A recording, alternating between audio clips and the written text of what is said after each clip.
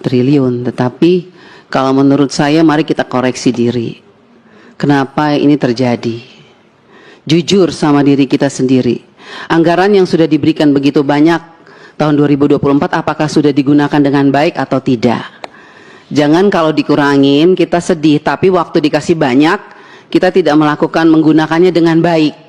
Kenapa saya mengatakan tidak melakukannya dengan baik? Karena sampai hari ini Pak Menteri berulang kali saya katakan bahwa masih banyak persoalan terhadap realisasi anggaran dan penyerapan anggaran APBN itu ke daerah. Baik transfer daerah, itu banyak persoalan. Mau masalah guru, sampai sekarang guru P3K yang sudah lolos P3K sampai sekarang belum dikasih SK. Provinsi NTT belum, mereka belum terima SK. Kedua, guru-guru daerah terpencil masih banyak yang belum terima juga tunjangannya. Ketiga, banyak bangunan-bangunan sekolah yang masih terbengkalai padahal dari 2021 anggarannya. Saya kasih contoh, di Kabupaten Kupang ada 17 sekolah bangunan yang dari 2001 sampai sekarang tidak terselesaikan.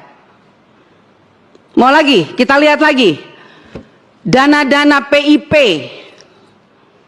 Nah, makanya kemarin saya mengatakan bahwa kalau KPK memberikan rekomendasi kepada Kemendikbud, harusnya Kemendikbud sadar. Karena apa, kami ini Dewan, kami sudah bilang setiap rapat, banyak persoalan, lakukan pengawasan, laporkan kepada kami. Tapi kami tidak pernah didengar. Ya kan? Akhirnya sekarang KPK memberikan rekomendasi, baru seakan-akan Kemendikbud kayak kebakaran jenggot. Bahkan kami anggota pemangku kepentingan mau diatur sama Kemendikbud untuk melakukan verifikasi oleh dinas. Loh, Anda sebagai kementerian mau nggak dilakukan verifikasi sama dinas?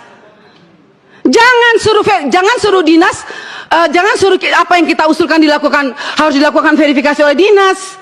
Kita ini lembaga tinggi negara, wakil rakyat.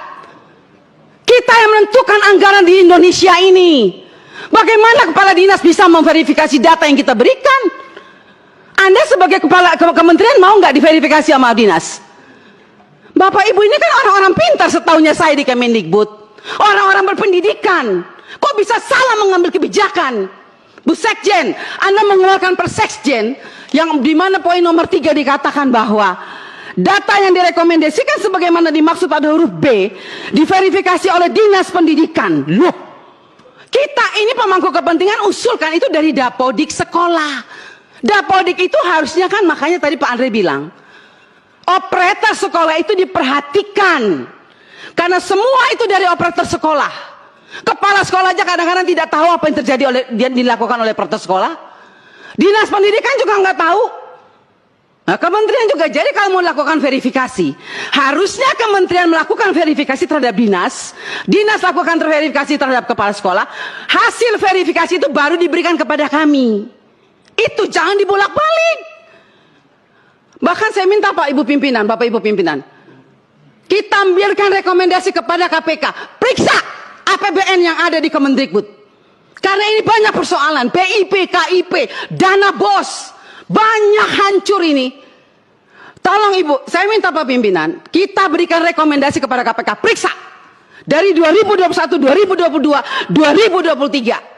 Nggak usah tambah anggaran kalau memang banyak korupsi uang negara habis, bukan untuk rakyat. Saya marah Pak Menteri untuk sekian kalinya. Karena memang ini kenyataannya di lapangan. Jangan dong kita dibikin seperti anak kecil. Kok apa yang diusulkan kita mesti diverifikasi oleh Dinas Pendidikan? Anda mau nggak sebagai menteri diverifikasi oleh dinas? Jangan aneh-aneh lah. Kalian tuh dipilih oleh presiden, harusnya berikanlah yang terbaik untuk rakyat. Semoga pembicaraan saya ini dilihat oleh presiden yang baru. Semoga presiden yang baru memperhatikan kinerja kementerian sekarang ini, memperhatikan eselon-eselon 1 yang sudah ada ini. Tidak memberikan solusi kepada negara, hanya membuat persoalan di daerah. Yang tertinggal tetap tertinggal, yang guru menangis tetap menangis.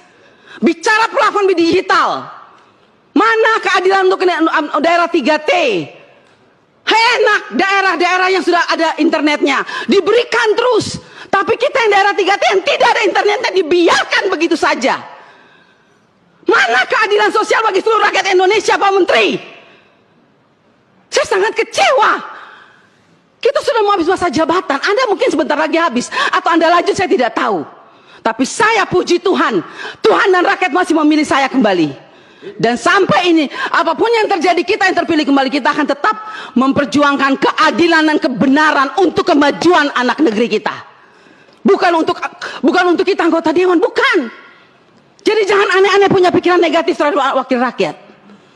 Semua data-data yang kita pilih itu adanya di Dapodik sekolah. Perhatikan dong operator sekolah, perhatikan kepala sekolah, perhatikan dinas. Jangan hanya urus yang besar-besar triliunan, tapi begitu sampai di bawah tidak pernah diperhatikan. Omong kosong semua ini. Saya setuju KPK memberikan rekomendasi. Bila perlu kita berikan rekomendasi kepada KPK, periksa Kemendikbud. Biar kita lihat siapa yang bobrok, siapa yang mencintai negeri ini sebetulnya. Wakil rakyatkah atau mereka? Jangan begitu dong. Bikin Persekjen memalukan, Bu Sekjen. Ya iyalah, Anda jangan senyum. Anda membuat Persekjen, tidak berpikir, masa kita diverifikasi oleh dinas? Mending kalau kepala dinasnya bersih. Kalau kepala dinasnya justru yang mencuri uang PIP, bagaimana Ibu? Saya mau tanya sekarang, jawab. Apa Anda pikir semua kepala dinas bersih? Oh tidak. Mari kita buktikan. Mau kita turun, kita buktikan, kita tanya jangan sama kepala dinas. Tanya sama penerima PIP. Itu baru bisa dapat jawabannya.